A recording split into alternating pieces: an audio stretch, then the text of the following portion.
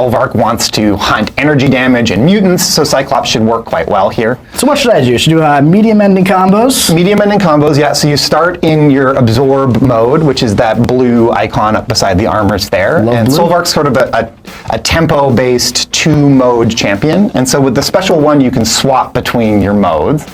And so in absorb mode, you'll build that charge up, and your second medium places cold snaps, which gives you additional charge. And then because you're against a mutant, just any time you make contact with that mutant, you're going to get a little bit of charge as well. Okay, so I'm using a special one. Yeah, and that switches you over. Great. And then while you're in any of your special attacks, you can tap block. And so you can see you just going into absorb mode, tap block, and you spent your core charge there to build up a bunch of armors.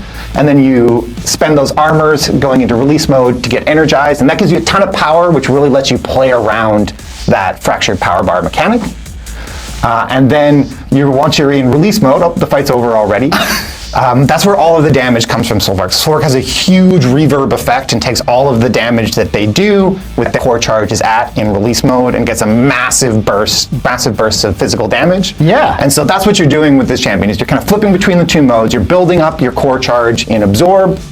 And then once you've got your core charge built up, you've got a bunch of armor ups ready to go, you can flip over to release mode, convert them all over to energizes, and then get just the massive damage payout from the release mode. And then the big combo is like you get up near your special 3 or all the way to your special 3. Mm-hmm. You leverage the fact that you don't have to spend all of your power with that fractured power bar mechanic, and you can throw your special 1. You can get a stun off the special 1 if you have a lot of the energizes. Yes, we do. And that's going to let you immediately re-engage.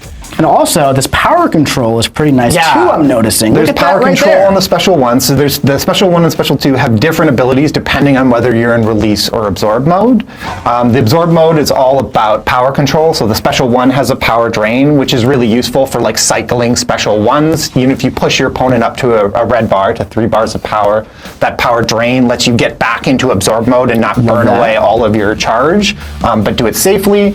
And then Special 2 also has a power drain. It has a slightly unusual, it's got kind of a longer power drain over time effect. And the Special 2, in release mode, it also has a heal block as the other half of their sort of utility suite. And those are interesting as well because they pause based on the mode that you're in. So if you really need that heal block or you really want to ride power control like the whole fight and just avoid that special 3, you can kind of lock yourself into one mode. You lose out on a bunch of the damage, but you can sit on those utility effects for a